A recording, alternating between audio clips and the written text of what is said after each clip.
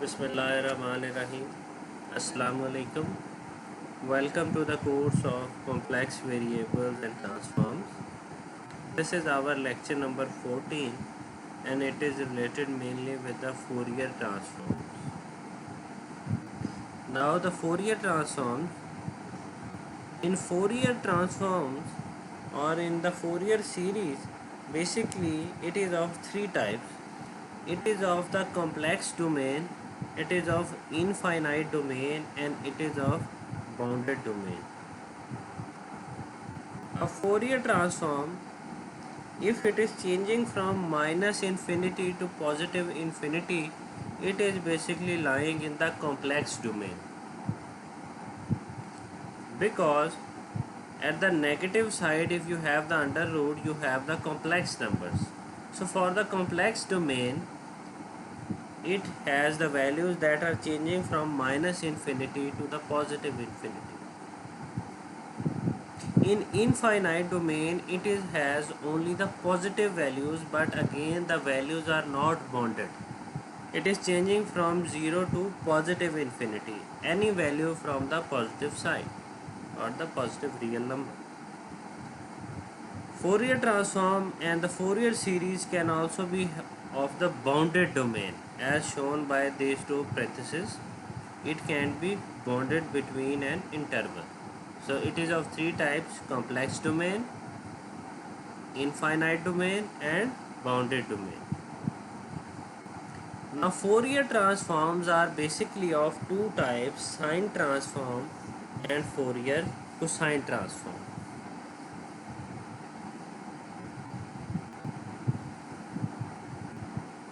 Now complex Fourier transform. In a complex number system or in the complex analysis, the Fourier transform of a function y of x is represented by f of y of x. So f of y of x is equals to f dash of s of p. Here the function was of variable x. You have changed it by the Fourier transform into the function of p.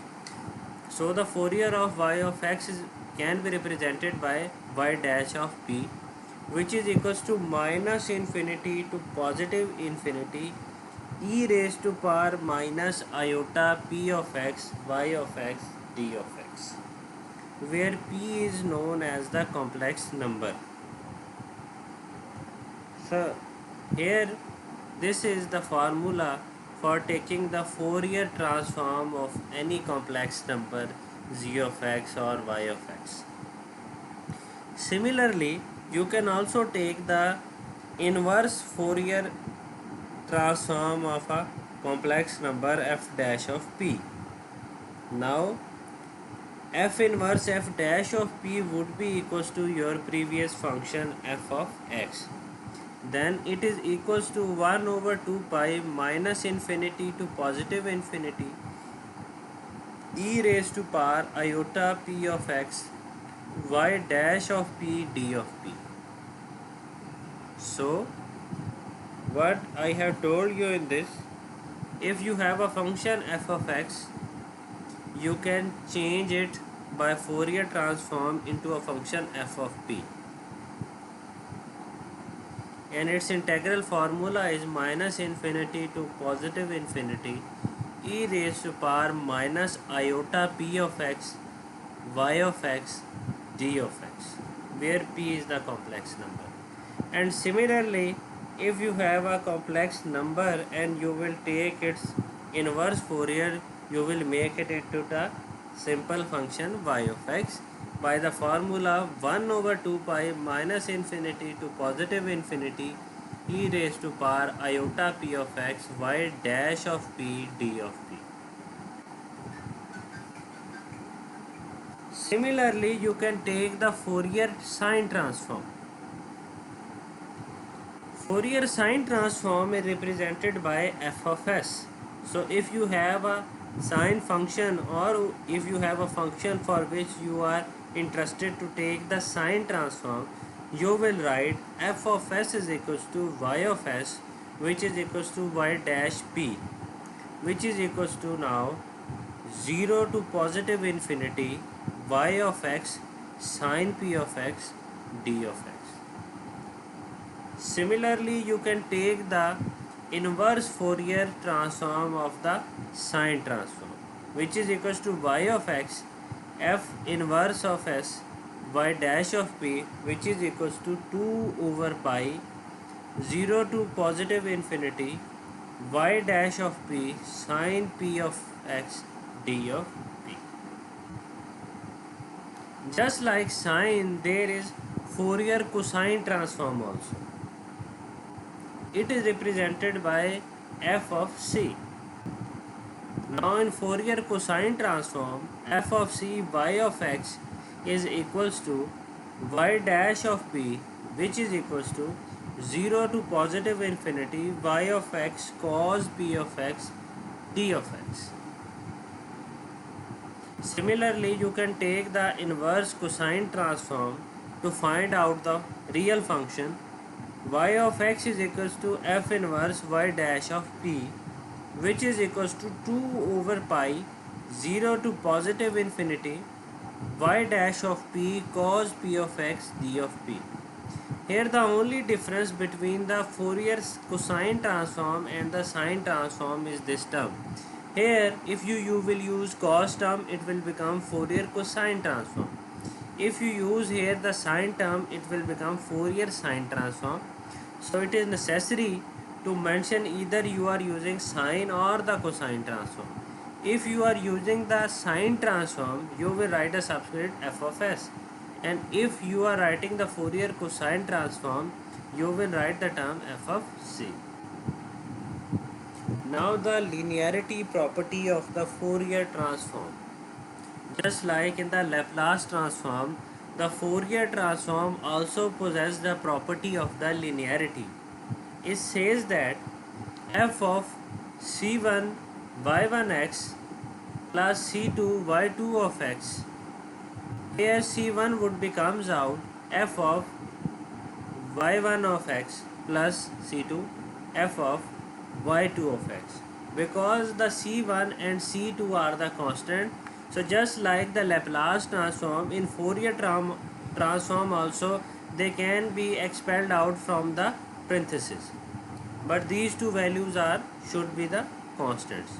So this linearity property of the Fourier transform exists both in the sine and in the cosine transforms also. One thing which is important to note, that when the given domain is bounded, we use the Fourier sine transform instead of Fourier cosine transform. Here is the real life example of the question which is related with the mechanical engineering. How you can solve it by applying the Fourier series or the Fourier transform. This is basically a question which is related with the heat and mass transfer course, which is the main course of mechanical engineering, upon which there is a heat conduction in a rod of a given length of A. Here a rod is given whose length is A. This is the value x equals to 0 and this is the x equals to 1. Heat source is given by a function f of x, and this is the heat equation of first dimension. U of t is equals to k u xx, which means the first derivative of u with respect to time is equals to k, second derivative of u with respect to x. Here 0 is less than x less than a for the time t greater than 0. These are the boundary condition, and this is the initial condition. U of x 0 is equals to f of x, and u of 0 of t is equals to 0, and u of a t is equals to 0. This is basically the boundary conditions.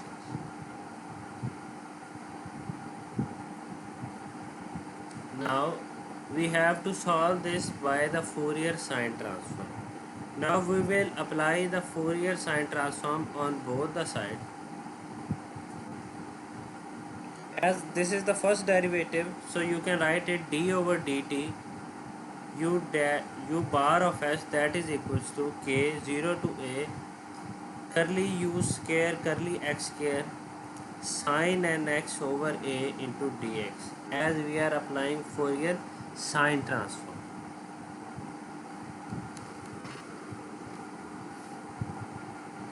Now we will expand it.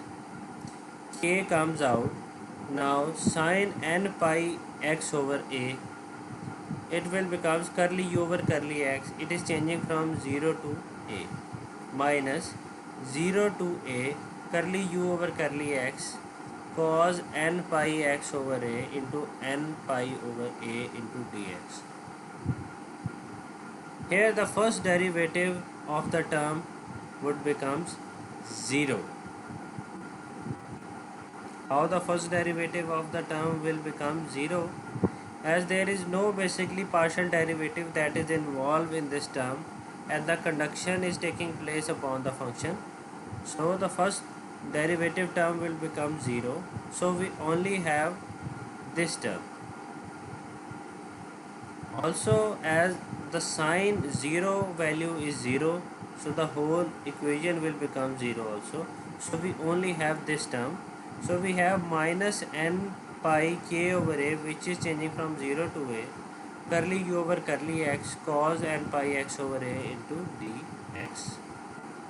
Now again we will expand it, minus n pi k over a into cos n pi x over a u 0 to a minus 0 to a u sin n pi x over a minus n pi x into d. So it will becomes minus n pi k over a plus n pi over a 0 to a u sin n pi x over a into dx, or we can write it as minus, it will comes out n pi over a square, where the integral is changing from 0 to a u into sin n pi over a into x dx. So this was the term which was initially taken for u of s. So you can write it as d over dt u of s is equals to minus k n pi over a square into u of s. So now we will combine these terms on the left hand side. So d over dt u of s plus n pi over a square k into u bar s, that is equals to 0. S is basically for, as we are using the Fourier sine series. Now the Fourier sine transform of the equation 3 was u of s is equals to f of s. Now the solution of the given equation is basically in the form, this is basically the assumed form of this equation, and you have to assume the solution if the equation is in this form. U of s is equals to a into e raised to power minus k into p, which is basically n pi over square into t. Here a is basically unknown. We have to find out a. From equation number 5 and 6, this is equation number 5 and this is equation number 6, u of s is equals to f of s. We can clearly see that a is equals to f of s. So you can write it as u of s is equals to f of s e raised to power minus k pi by a square into t. Now we will take the inverse Fourier transform. So u of x of t is equals to 2 over a summation n is equals to 1 to infinity u of s n of t sin n pi a into x, because we have taken the Fourier sine transform. So the final answer for this term is u x of t is equals to 2 over a summation n is changing from 1 to n. Here u of s is equals to f of s e raised to power minus k n pi over a square into t sin n pi over a into x. So these are the questions that you can solve by the Fourier sine transform. So that was all from today's lecture. I hope you have understood the lecture. Thank you so much.